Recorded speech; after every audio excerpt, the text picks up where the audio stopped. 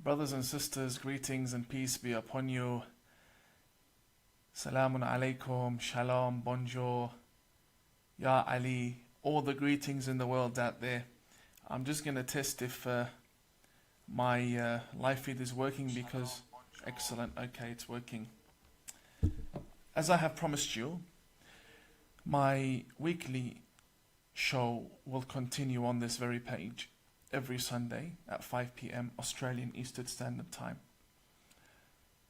And the aim from these programs is to, number one, raise awareness about what really lies within the books that form the violent Sharia law that lead to the beheading of our citizens and the innocents around the world. And also, we need to educate ourselves in what is harmful to us and our children, so that we may know how to take precaution when it comes to dealing with this ideology. It is not harmful to educate ourselves in what is harmful. It is wise for us to understand what exactly lies within these books. Now, many reformers are reformers because they are Muslim, not because they have actually spent a time studying within the seminaries.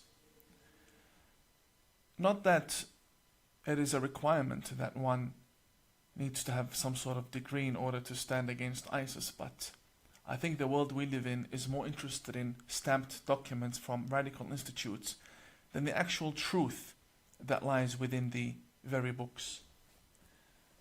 This here between my two hands is the manual for every single Muslim on the face of the earth.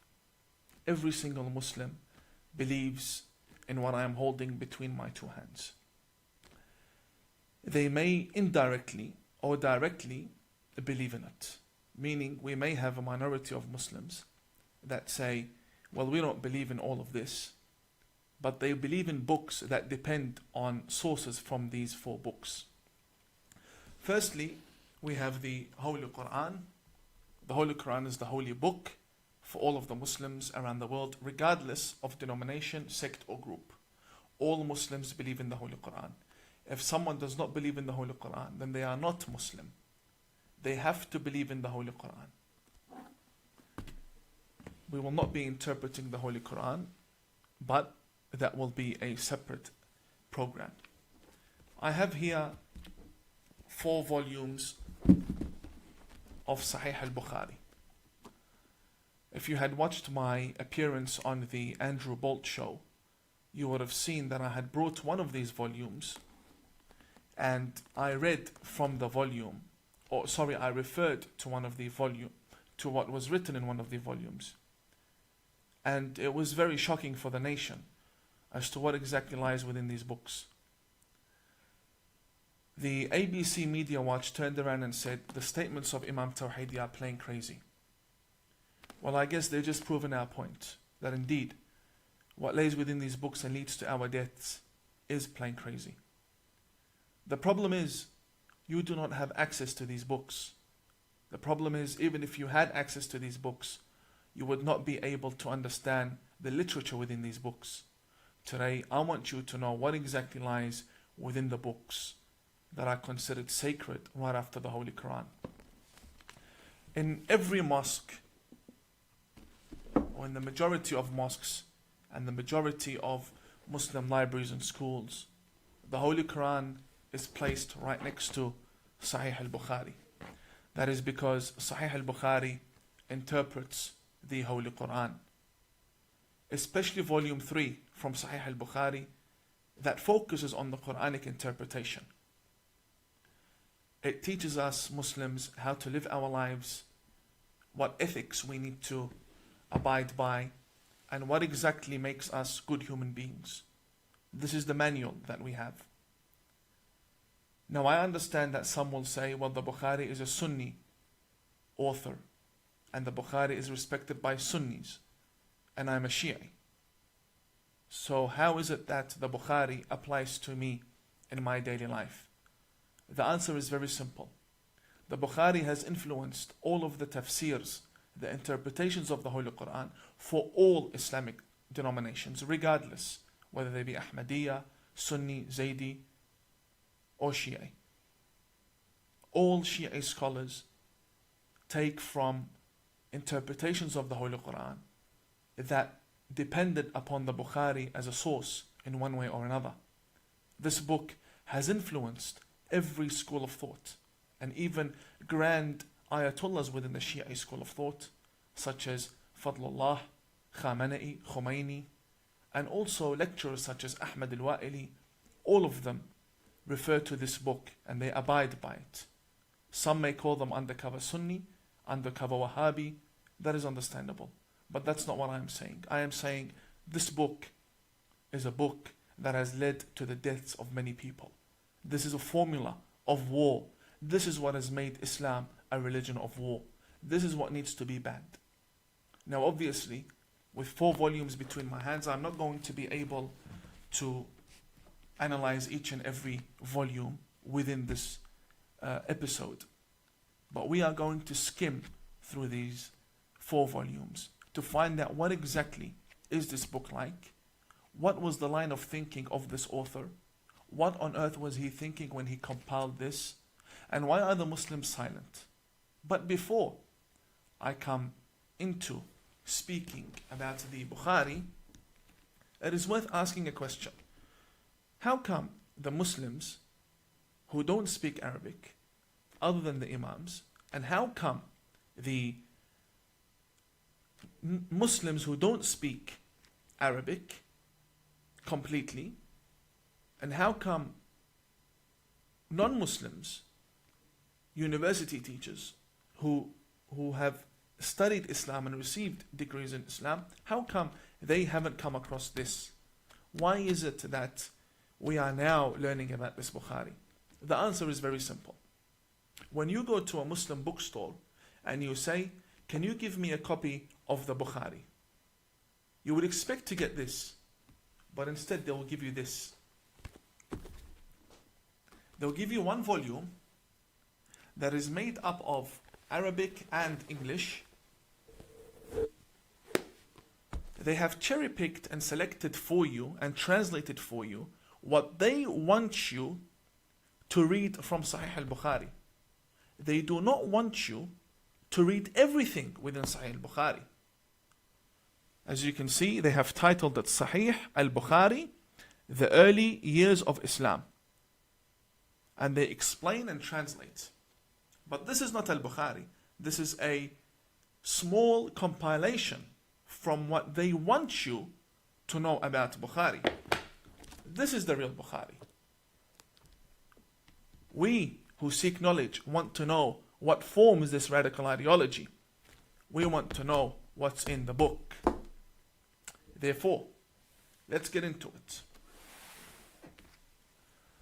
Muslims go around the world rioting, killing people, because they believe that their Prophet Muhammad has been insulted. I'd just like to double check if the voice is actually reaching you. Brothers, my dear friends, brothers and sisters, if you can hear me clearly before I get into the topic, can you please type 1 for me? Just some of you give me 1. I'm reading the comments.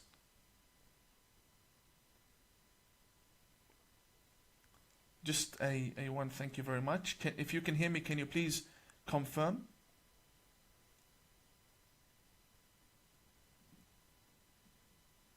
Okay, excellent. We've received confirmation. The Muslims say that Prophet Muhammad is the best role model. They say that Prophet Muhammad is the best human being and that we should all follow him. I, as a Muslim, believe that. Why?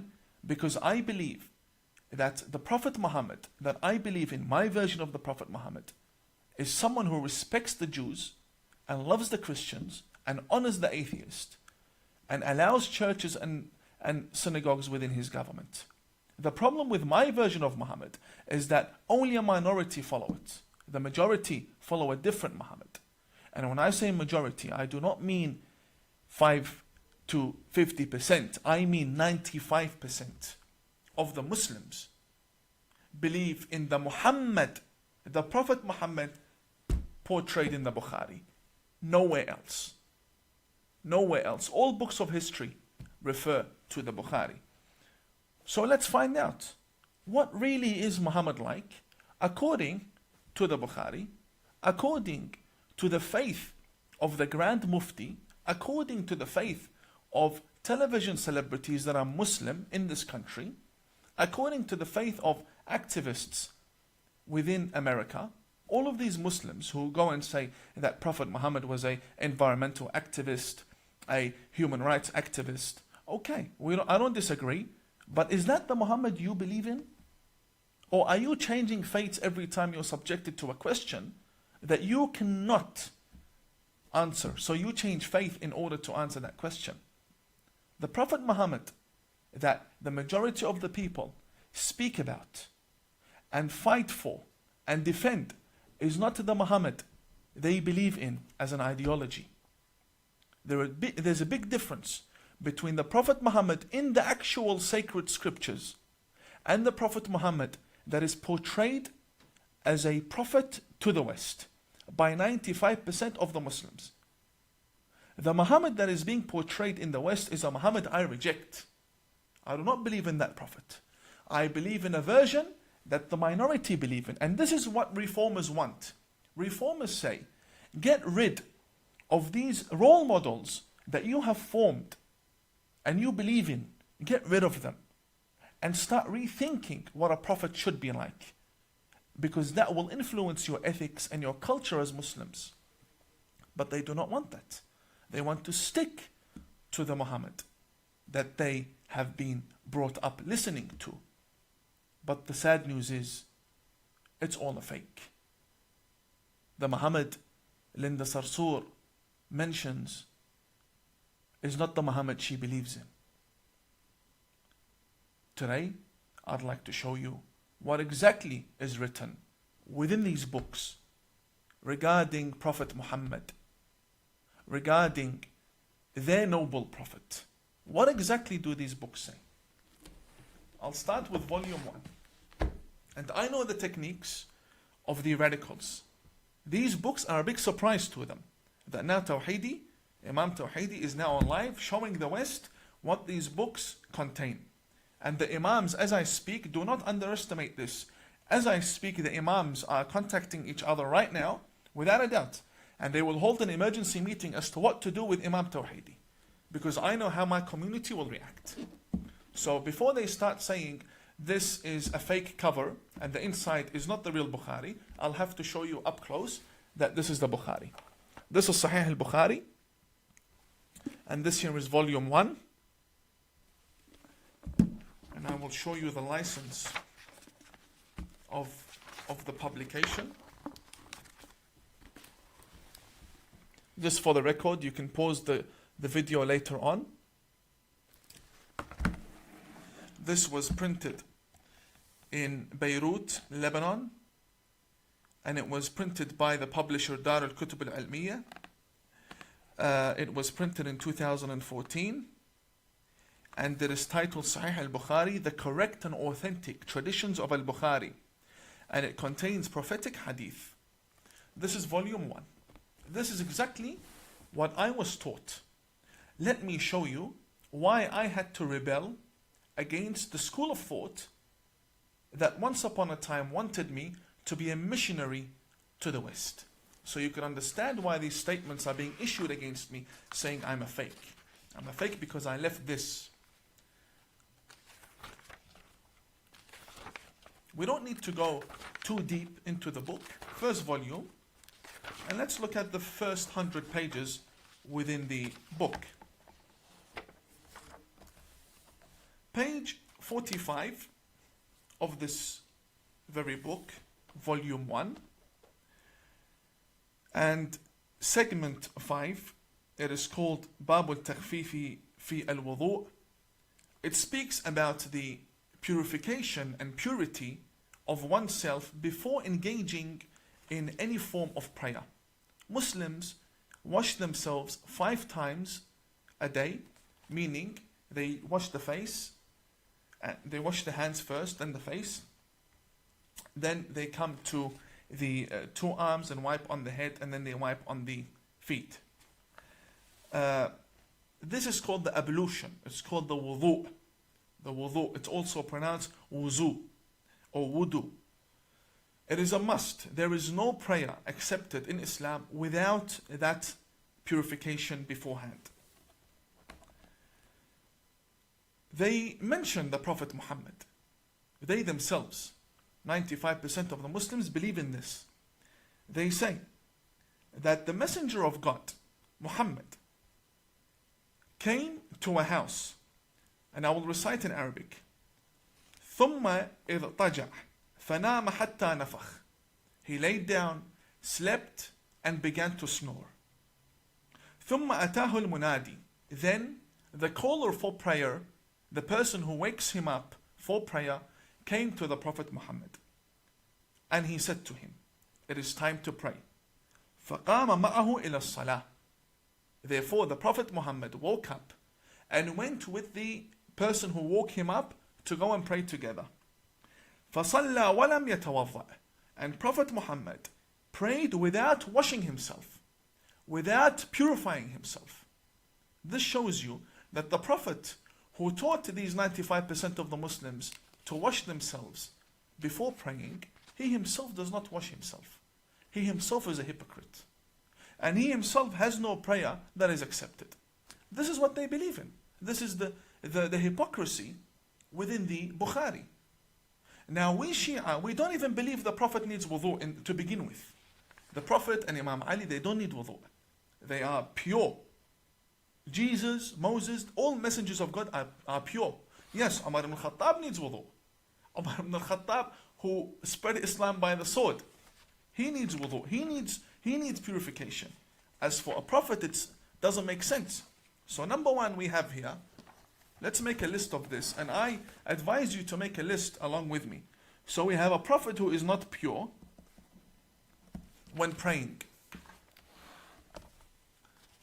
If we move to page number 47, segment 14, it says here what is much worse than what we had just listened to. It states that a man by the name of Abdullah bin Umar, he says, فَرَأَيْتُ رَسُولَ اللَّهِ يَقْضِي حَاجَتَهِ مُسْتَدْبِرَ الْقِبْلَةِ مُسْتَقْبِلَ الشَّامِ, which means I saw the messenger of God, I saw the apostle of God in public performing his number one and number two in the middle of the street while facing Sham. Sham basically means Palestine. In another tradition, it says that he was seen مستقبل بيت المقدس. He was seen facing towards Masjid al-Aqsa. Now we have the Palestinians, they're fighting for Masjid al-Aqsa. They're fighting for the Aqsa Mosque in Israel. And here the same Muslims tell us that their Prophet used to do number one and number two facing towards that direction. Deliberately. This is the Prophet you believe in.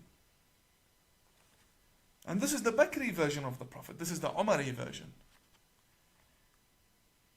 And a prophet from God in the middle of the street doing number one, number two for everyone to see him. And it gets reported in history after 1,400 years. And you're proud to be following such a prophet? If we come down to page 62, we're still within the first 100 pages. We're still within the first 100 pages. Page number 62.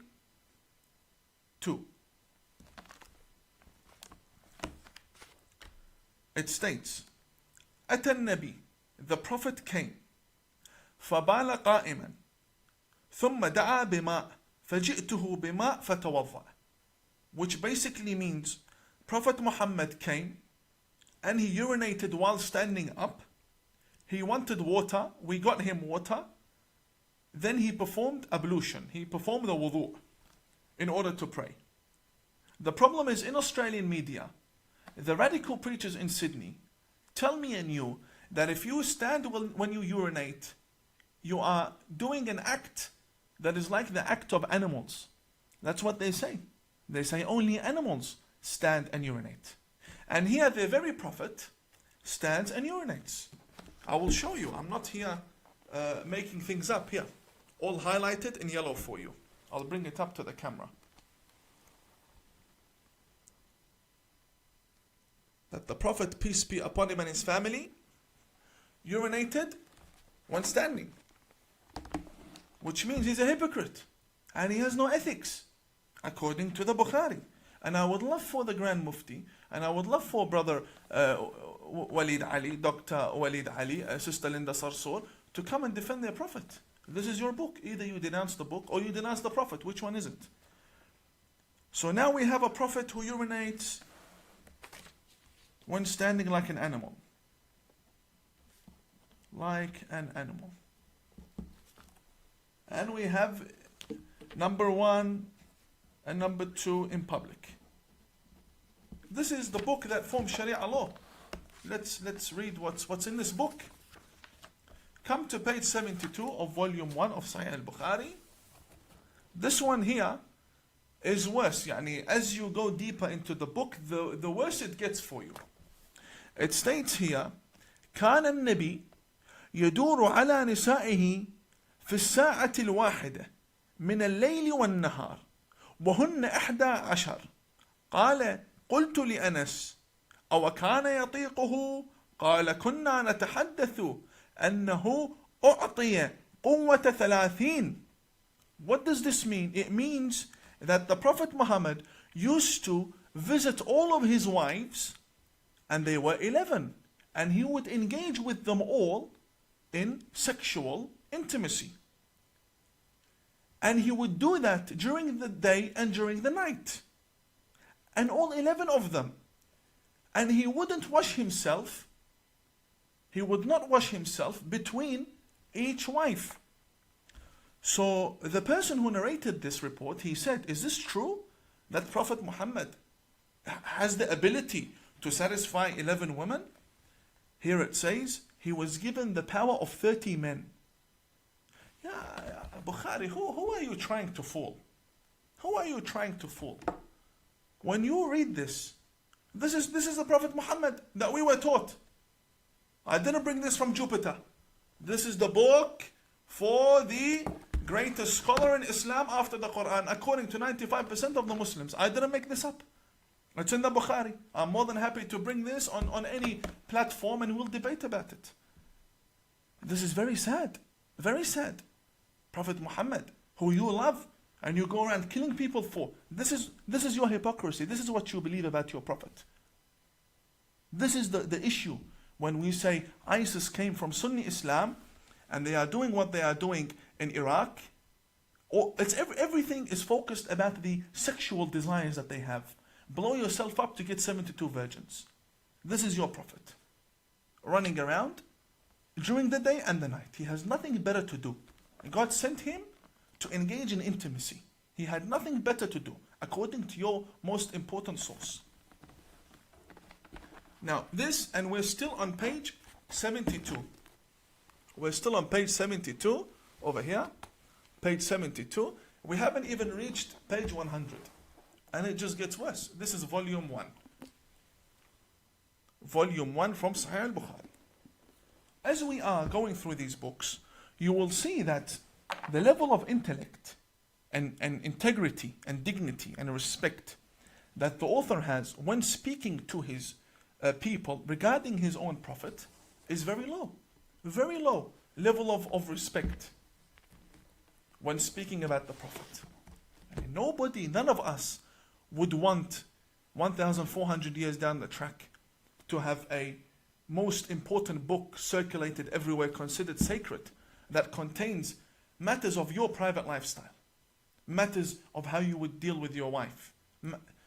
These are shameful things, and these are present in every mosque.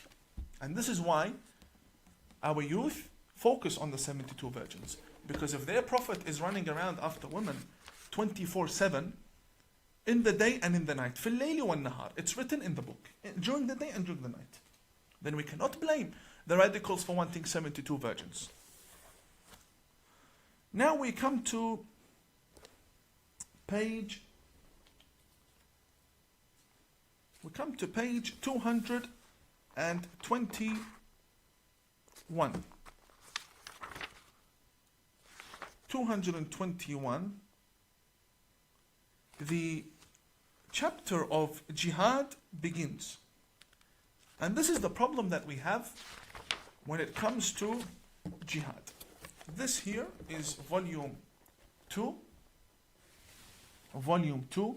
from Sahih al-Bukhari, the most sacred book after the Holy Quran. And this here is the chapter of jihad, so nobody says we're making things up. Chapter of jihad. We will open the chapter of jihad that is present in all of our mosques. Thank you very much. Thank you very much for importing these books from overseas. Segment number 7 in chapter 6 of volume 2, page number 223, as I have highlighted for you. I don't know how clear that is. I can provide you with scans if you like. The name of the chapter says it all. The name is called Bab Tamanni al-Shahada.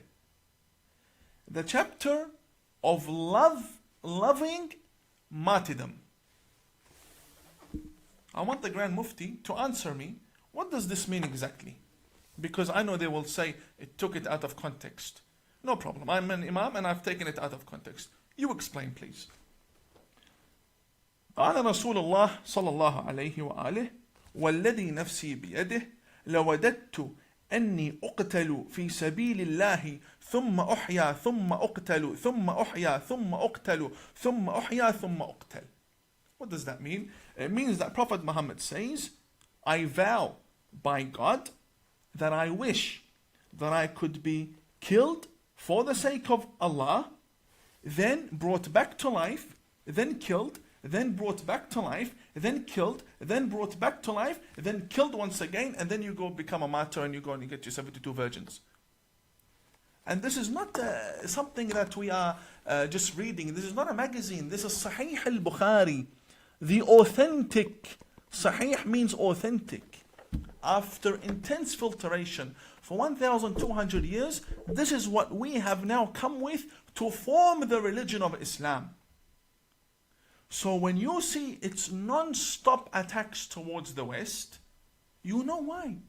Because they themselves wish to die, come back to life, to die again, come back to life, and die and come and non-stop. This love for death that they have, I don't know where it comes from. Do you know where it comes from? It comes from this book. When you wonder, what is the root for terrorism? This book. This here. When the Muslim is taught that your Prophet wishes to die and come back to life once again, just in order to die again, you can't blame the 15-year-old and the 17-year-old and the 22-year-old to want to go and blow themselves up. You cannot blame them. This is in the book. And this book is in Australia. This book is... When I show you, the ABC says I'm playing crazy. When I'm silent, the right says we're crazy. So please, left and right, let me do my job. I'm here to raise awareness. Now, we've finished from an example. These are all examples I'm giving you. I cannot go through the whole book. Examples I'm giving you with regards to jihad. Now, the book, the very volume explains to us why the Prophet would say such a thing. According to Al-Bukhari. Why would the Prophet say such a thing? Very easy. You read in page 348. I'll lift it up again for you. 348. This says, segment number 11, chapter 59. It says, Bab Sifat Iblis wa Junudih. The characteristics of Satan, of Shaitan, of Satan and his soldiers. Then we have a testimony from Aisha. Aisha is the wife of Prophet Muhammad, who was also a terrorist after the life of Prophet Muhammad. She was leading an army that killed many people, tens of thousands of people in Basra, also known by the Battle of the Camel. Aisha, this is the 7-year-old wife, apparently. According to us, according to our evidences, the more reasonable evidences, she was over 18, she was over 20. And we also have evidence that she was married and she had a child before she married Prophet Muhammad. But we won't get into that. All the Muslims haven't agreed upon her age. But what they have agreed upon is that she was either 6 to 13 by the 95% of the Muslims. The majority believe she was underage. Yes, I will not deny. Here, the very lady, Aisha, says, and Aisha, hadith number 3268. She says, سحر النبي حتى كان يخيل إليه أنه يفعل الشيء وما يفعله. It means that the Prophet Muhammad was possessed. He was possessed. He was a crazy, delusional man. To the extent, حتى, she says, حتى كان يخيل إليه, to the point that he would start imagining things. And he would consider that he has done things when he didn't do anything. So when you find the Prophet saying, I want to die and come back and die and come back, it's because they believe he's a delusional man. They believe he's a psychopath. They believe he's being possessed, which is even worse. How can an apostle of God be possessed by jinns? This is what they believe. Page 348. We're not making this up. Let's come to page 377. I want the Grand Mufti to explain, please. Explain in Arabic. I understand Arabic. Explain. We'll have our friends translate for you. No problem. Page 377. It states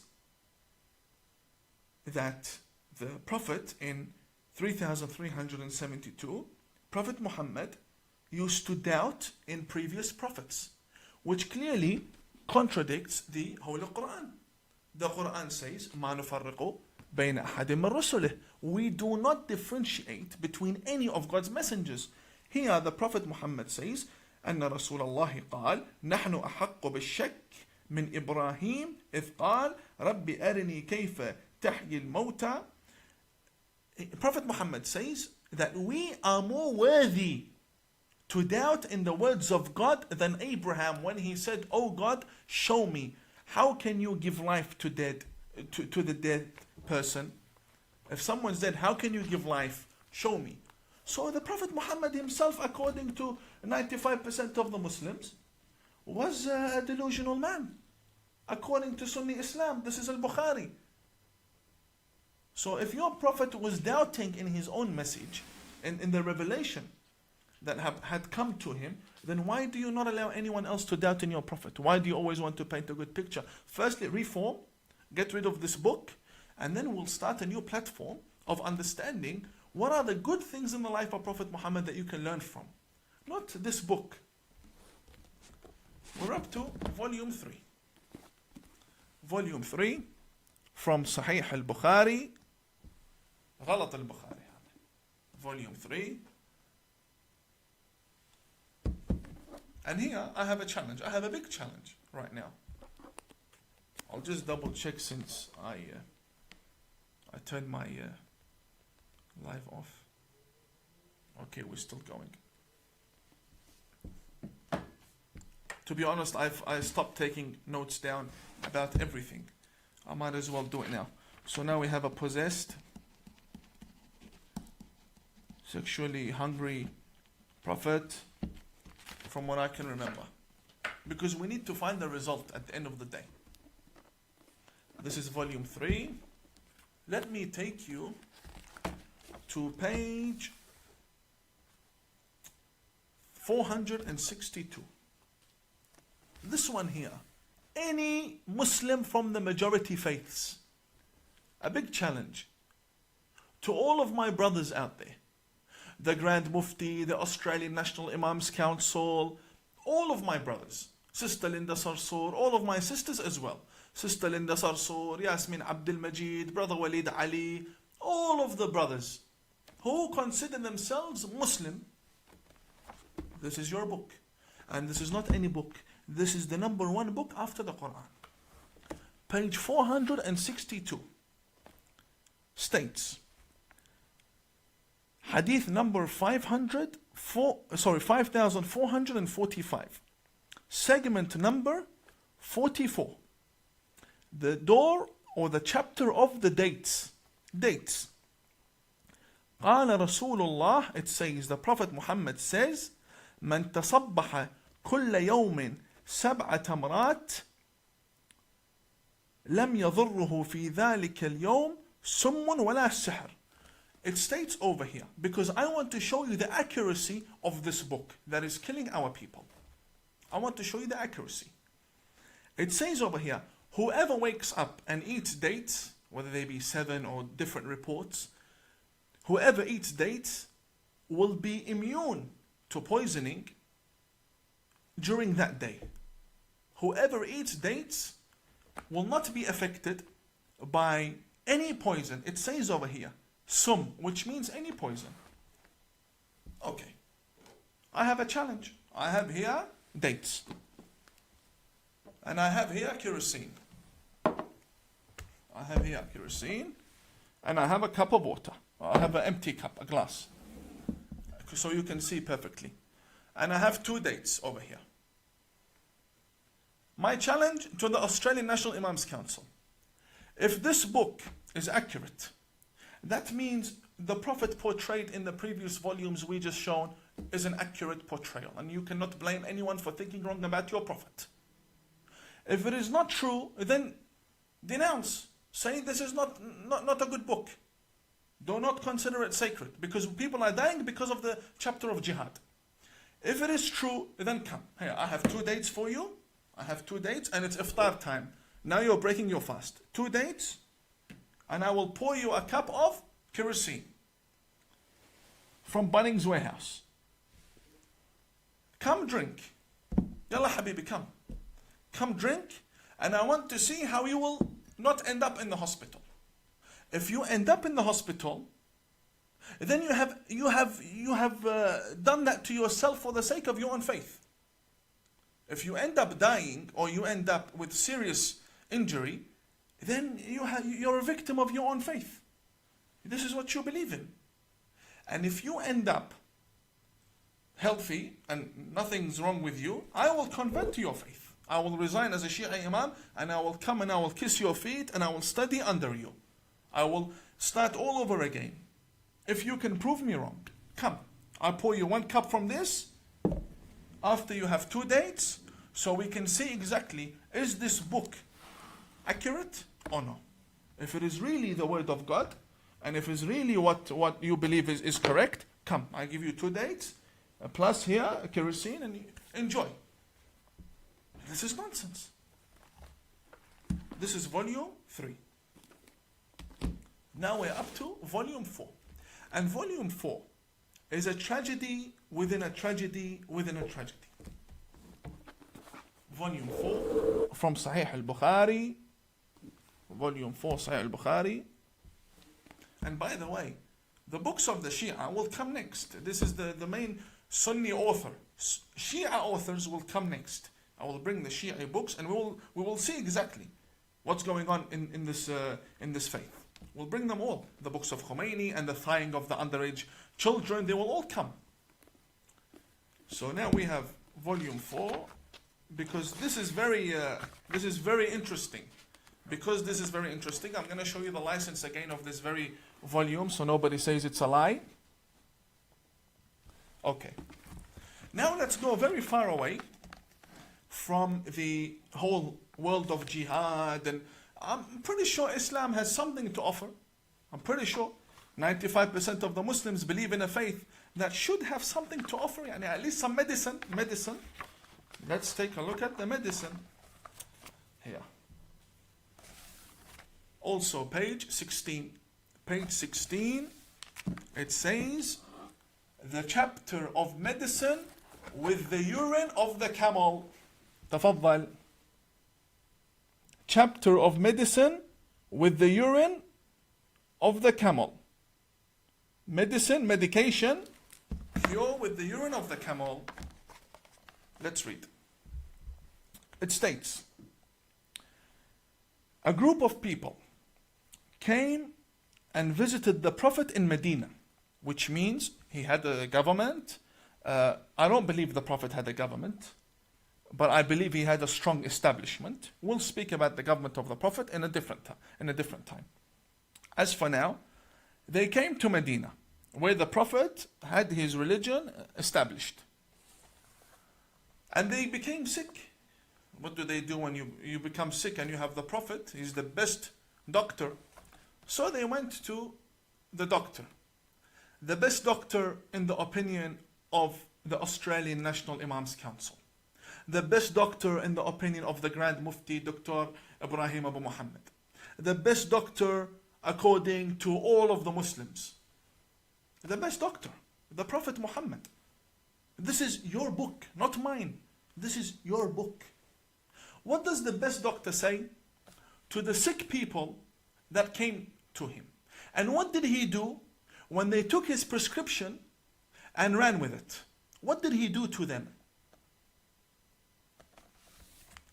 فأمرهم النبي, they were sick. فأمرهم النبي, he ordered them أن يلحقوا براعيه, that they go after the owner of the camel. يعني الإبل, it states here, يعني الإبل, which means the camel. فيشربوا من ألبانها وأبوالها, to drink from its milk and urine. فلحقوا براعيه فشربوا من ألبانها وأبوالها. Not only did they listen and ignore, no, they actually chased the man who had the camel, and they stopped the camel, and they drank from the camel's urine, and they drank from the camel's milk. حتى صلحت أبدانهم. حتى صلحت أبدانهم. Until their bodies became strong again, and now they have the ability to go back to where they once came on foot, and they're strong, and everything is well. They're no longer sick because of the cure in the camel's urine. So what did they do now that they are strong? فَقَتَلُوا الرَّاعِي وَسَاقُوا الْإِبِلِ. After they drank from the camel's urine, they killed the owner of the camel, and they stole the camel. Now, until now, we have a tragedy. Because if this is real, then we have a tragedy. What is coming up, it's something I cannot call a tragedy. Watch. The Prophet orders them to go and drink urine from the camel. They go, they drink the urine and the milk, and then they kill the owner, they steal the camel, and they come back. Listen to this. فبلغ النبي, the Prophet heard, Prophet Muhammad heard. فبعث في طلبهم فجيء بهم. So he said to his companions, go bring these two people who did this to the owner of the camel. So they brought them. What did Prophet Muhammad do? فقطع أيديهم وأرجلهم, according to them, to the 95% of the Muslims. Ya Grand Mufti, can you please explain? The Prophet here chopped their hands and their legs. Why? Because they stole a camel. It states فقطع أيديهم وأرجلهم وسمر أعينهم, and he brought two nails, the nails that you would use for the wall, and he poked their eyes with it.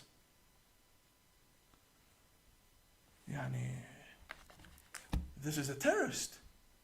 What kind of a doctor is this to begin with? Yani you have someone who's sick, comes to you, you refer them to go drink camel urine, and then when they steal the camel and they kill the owner, you chop their hands and their legs, and then you poke their eyes with nails.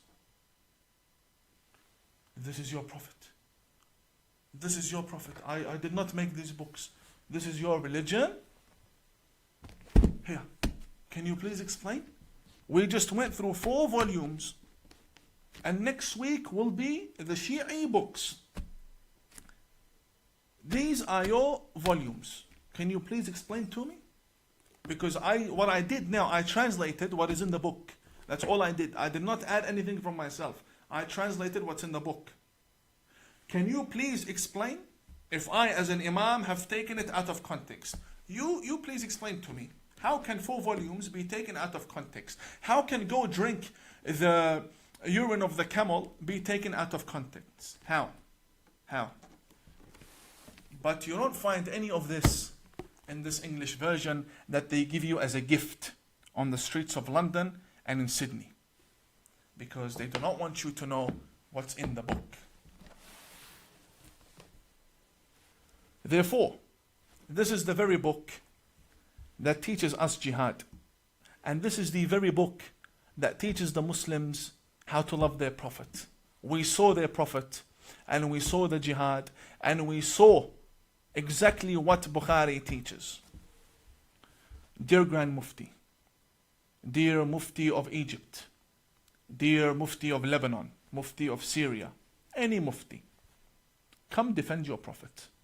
Can you please respond to me about exactly what's written in these books, and why is it not written in the English version for the people to read? This is not sectarianism. I'm not here to make divisions within the community. I myself, I am an outcast from the community, but I am calling for reformation. We clearly have a problem in the books that we consider to be sacred scriptures.